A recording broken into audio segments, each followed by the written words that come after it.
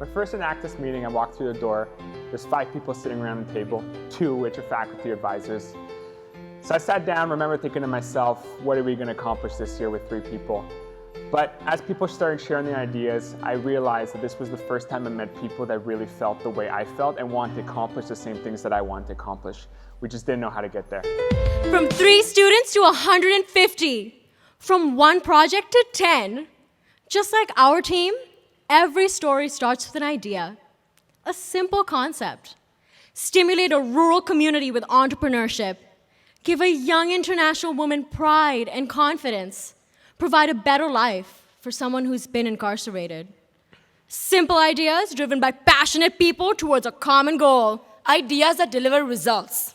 This year, 2,200 people impacted. $70,000 in financing required. $195,000 increase in assets. $573,000 increase in overall revenues. 156 jobs created. Good afternoon, ladies and gentlemen. We are Enactus St. Mary's, and we're here to share with you our stories, our ideas. 10 projects that have shaped our communities utilizing entrepreneurship, social impact, and sustainability. Today, we're going to highlight just 3, each starting with an idea. Atlanta, Canada is facing an economic crisis. By the year 2032, 70% of the population will be under the age of 16 or over the age of 65, leaving the other 30% to drive the economy. The One Nova Scotia Coalition has identified youth entrepreneurship in rural areas as a key opportunity. What can we do to help youth entrepreneurship? Our idea, the Startup 100. A simple concept. Launch 100 businesses in 50 communities in 100 days. We created a network of youth from rural areas interested in entrepreneurship and provided coaching and mentorship from idea to launch. 125 youth from 55 communities registered for the program's first cohort. Each came with an idea or an existing business that needed support. Considering the economic and environmental implications of the program, we made it 100% virtual through the use of a custom mobile app and a Facebook page. We held weekly online sessions with entrepreneurship experts. These sessions exposed the students to entrepreneurial concepts and helped them develop their own ideas. Between topics, they were tested on their knowledge, discussed challenges, and shared successes. The goal of the project is to stimulate ideas and grow and launch sustainable enterprises. The program has exceeded our expectations. 31 participants from our first cohort are still running their businesses. They have secured over $130,000 in investments and increased their revenues by over $250,000. Participants have taken what they've learned from the Startup 100 and applied it to their future ventures. One participant started a waterfront driving range using golf balls made from recycled lobster shells. Another participant, a high school student, is now in the final stages of publishing their own cookbook. Participants who have secured full-time employment bring an outlook of problem-solving and creativity to the workplace. Impressed by the success of our pilot, Scotiabank invested $25,000 into the Startup 100 to launch a second cohort. Based on participant feedback, this funding is being used to improve online content, recruit nationwide, and provide $15,000 in performance-based seed investments. For each of the 100 days, participants are given a task, such as engage 25 customers, or develop an elevator pitch. Do the tasks, receive funding. In addition to this, participants have access to live online Q&A sessions with successful entrepreneurs. For example, Joey Adler, the former CEO of Diesel Canada, and Hamza Khan, the co-founder of Splash Effect. As the project continues to grow, more and more youth will be empowered to make lasting change and drive our economy. Hi, I'm Alex Gillis. I'm a 17-year-old entrepreneur, and ever since I was young, I think I've had a knack for entrepreneurship. At age 4, I used to like to draw. I may not have been the best artist, but I would try to sell my artwork to my mother and grandparents, and they'd buy it. Entrepreneurial activities like these have brought me to where I am today, and founding my company, Bitness. By placing Bitness beacons in store, we're able to record customer traffic patterns and provide this valuable information to store management and decision makers. Before joining the Startup 100, Bitness was simply an idea. Through the program, we've been able to develop Bitness and able to get it off the ground through the cash flow management workshops, helping us manage our money and launch pilots in Atlanta, Canada. Since launching Bitness, I've been named the 2016 Loran Scholar, been featured on Justin Trudeau's Instagram page, and have been aired on CBC's Dragon's Den, The Next Gen Den, where we've secured a deal with 2 dragons. The Startup 100, an idea that has now empowered over 270 youth directly in the development of their businesses. The impact of the project continues to grow. Since launching in Atlanta, Canada, we have expanded the project globally. It is a proven model of scalability and can be adapted to any community's needs. In April, we took the project to the Bahamas, where we trained 136 students from 3 different high schools. In September, with the support of the Bahamian government, we'll be expanding the Startup 100 across the Great Abaco Islands. 390 entrepreneurs inspired. Over $450,000 in revenues, 71 jobs created. One idea, the Startup 100. Our next project led us to Chalice, one of the largest child-sponsored organizations in the world. They were able to identify communities with aspiring entrepreneurs lacking the business skills to help their ideas grow. What can we do to help these communities? Our idea? Options International. A simple concept. Use entrepreneurship to empower people living in poverty around the world. Options International uses a train-the-trainer and cooperative business model approach. In Chiclayo, Peru, we helped 50 women launch their own cooperative making beautiful handmade goods. In La Paz, Bolivia, we trained university students to consult impoverished fishermen on sustainable business practices. Drawing on these experiences, we took the project to Kenya with a new idea. Menstruation. A woman's period. Even hearing these words has probably made some of you in the audience feel uncomfortable, despite the fact that it's a natural part of human biology. You're not alone. There are over 5,000 euphemisms for a woman's menstruation. Talking about it can be embarrassing, never mind how you feel when you have to go to the store to buy what you need. Now imagine you live in a country like Kenya. Menstruation isn't something you speak about, and feminine hygiene products are not affordable. Without access to these products, women are forced to stay home for a week out of every month, missing out on school, work, and opportunities. It's estimated that 1 in 10 young Kenyan women has to drop out of school due to menstruation. To address this need, Enactus is partnered with Chalice and Days for Girls, an organization that specializes in creating reusable feminine hygiene products. They were able to identify a group of 29 women in Asembo, Kenya, to participate in the project. The first goal was to educate the women on menstruation due to the taboo nature of the topic. Our team used a direct approach by sharing personal stories to gain trust and credibility. The second goal of the project was to provide these women with a sustainable source of feminine hygiene products using environmentally friendly local materials to build reusable pads. These pads are healthier than disposable ones, and more importantly, they help us ensure that the women will never miss a single day of work or school ever in the future. The third goal was to empower the women to take the products they were making and turn them into a cooperative business. We taught the women selling and manufacturing skills in addition to marketing, operations, and governance. The women also had to name their cooperative and settled on Risato, which stands for Reusable Sanitary Towels. The women established a price point of 700 Kenyan shillings, making the products more affordable to their peers within their communities at a quarter of the cost of disposable ones. The new products last for 3 years and allow each woman to save 2,180 shillings over the lifetime of the product, which is enough to feed one woman for 2.5 months. Additionally, for every woman that purchases a Risato kit, 3 years worth of disposable feminine hygiene products are diverted from landfills. Based on sales to date, we have prevented just shy of 500,000 pads from further damaging the environment. The women were able to apply the skills learned in the training. We held a product test day at a local craft market. Recognizing market opportunity, some of the women partnered with the local hospitals to sell their products. To ensure sustainability, Enactus St. Mary stays in touch with the women through a monthly virtual session. We adopted train-the-trainers approach for these sessions, and that allows the women to take what they've learned and teach it to sellers in other communities. As the project grows and more women join the cooperative, they'll build a better future for themselves. The results of the project are absolutely inspiring. The women have set up an executive committee that meets on the 15th of every month.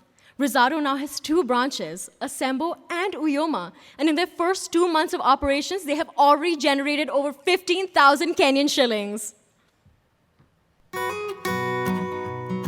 It is a brighter future for both those that are making the products and then the community at large, because they will have something that will serve them for a whole time, and then they can save the monies that they've been using for the disposable towels to buy some other products or some other things for their families. I appreciate everything and I'm feeling like overwhelmed. I don't know even how to express it. The gratitude, the feelings I'm feeling so much. I'm very happy with the training. I just want to take this time to say that the information that you've shared with us as trainers is not in vain. We are going to share it with other people. We are going to impact the community on the same. Thank you so much. Options International, an idea that has now empowered 107 women across 2 continents, increasing their personal wealth and confidence. The impact of the project continues to grow. Days for Girls has asked Enactus St. Mary's to replicate this success in 19 additional countries, including Canada. 550 Rosado kits distributed, 993 people impacted, 84,000 Kenyan shillings saved. One idea, Options International. Based on the success of Options International, we wanted to help women in our own communities. The Canadian crime rate has been decreasing over the past 2 decades, yet the federal prison population is at its highest level ever, with 67% reoffending. It costs Canadian taxpayers $110,000 to house a male inmate every year, and almost double that for every woman. While in prison, inmates are lacking key experiences and training to help them reintegrate into society. What can we do to help lower recidivism? Our idea, Options Nova. A simple concept. Provide mentorship and training to incarcerated individuals to help them reintegrate into society post-release. As part of our needs assessment, we ran a pilot in the Federal Women's Penitentiary in Truro, Nova Scotia. We were able to work directly with the women to identify specific needs not currently being met within the institution. The women helped us develop the curriculum and identified key topic areas such as marketing, financial literacy, and job search skills. We launched our training program and recognized a disconnect. Our training is 12 weeks, but the minimum federal incarceration is 2 years. Because we ran multiple sessions, we had a number of graduates. To engage them further, graduates were educated on the curriculum, and then they ran the workshops themselves. Participant engagement has been incredible. As the highest attended voluntary program within the institution, women have even done their own research and add material they feel will be beneficial to their peers. As these trainees become instructors, they gain valuable leadership experience, which is viewed favorably by the parole board and can actually earn them an early release. As women approach their release date, we recognized another need. Due to overcrowding in halfway houses, some women do not have a strong support network upon release. One participant is from St. John's, Newfoundland, was released to Sydney, Nova Scotia, separated from her family. To address this need, Enactus St. Mary's developed a mentorship program. Each participant is matched with an Enactus mentor while still incarcerated. To build trust and maintain communication, each participant is given a tablet and works with their mentor to develop a customized virtual package. The package includes information such as a list of employers in their release communities, educational opportunities, and a community mentor to help them with advice and connections. I was matched with my mentee last summer, and we exchanged letters while she was still incarcerated. We built a relationship built on emotional support and professional guidance. She was released in November, and I'm proud to say she was able to secure a position as a veterinary technician. Mentorship is a great first step, but participants need to generate revenue soon after release. We addressed this by launching a not-for-profit for these women. Upon release, they're able to access the funding to buy essential items like clothes for job interviews or bus passes.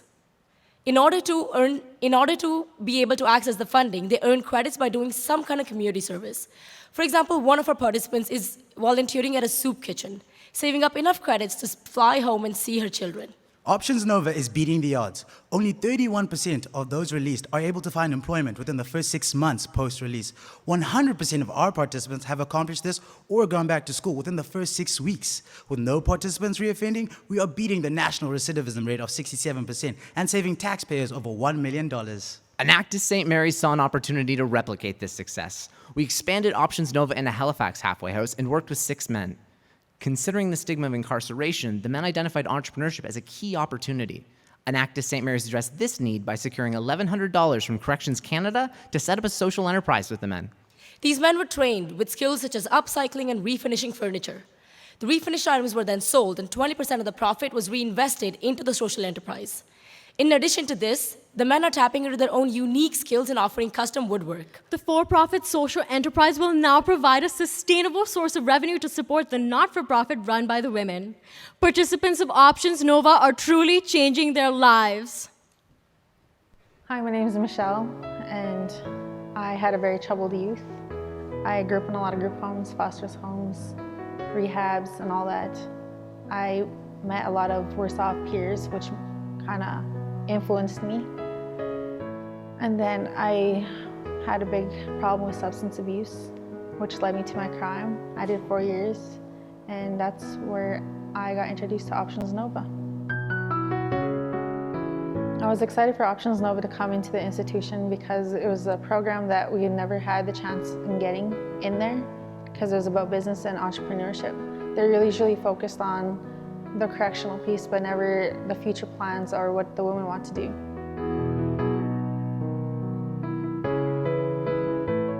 Options Nova gave me great insight in helping me run a small business.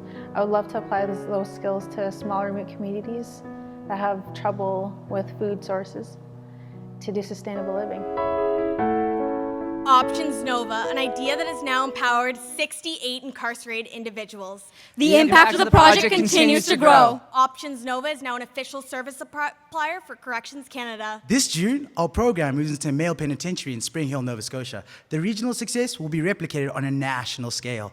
As this project grows, more and more individuals will be empowered to learn from their past and make a lasting change for their future. 81 people impacted, 10 jobs created, 0% reoffended. One idea, Options Nova.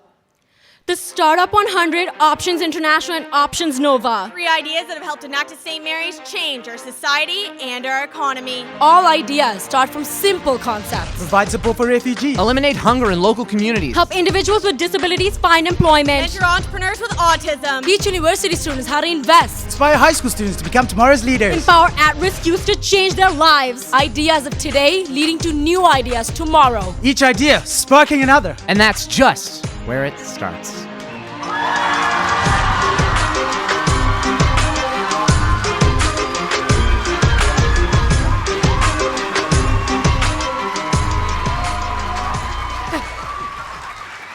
We will now begin the question and answer period.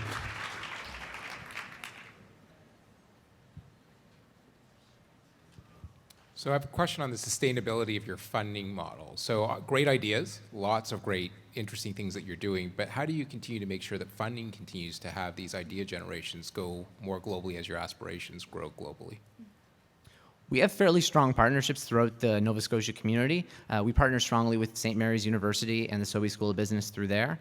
They've established a lot of connections over the way, and they see us kind of as a bit of the pride of the university because we do a lot of good community service. So they've made some good connections for us in that regard. We continuously always pay attention to what funding opportunities are available, and when it comes down to it, grassroots sometimes, whether that's doing coat check at the pub at the school campus.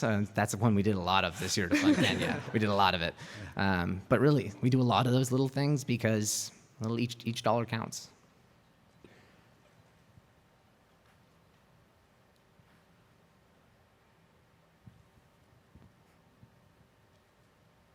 Hi there. How long does the mentoring continue after somebody is released from prison? The mentorship is actually ongoing. That's the best part about it.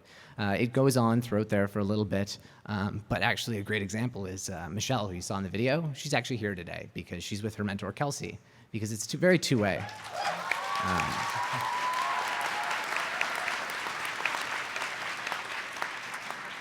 We're in Nova Scotia, and Michelle was released into Brampton, but they've still kept a strong connection, and so when we're up here, Michelle was supported by us, and she's here to return the favor in a very much appreciated way.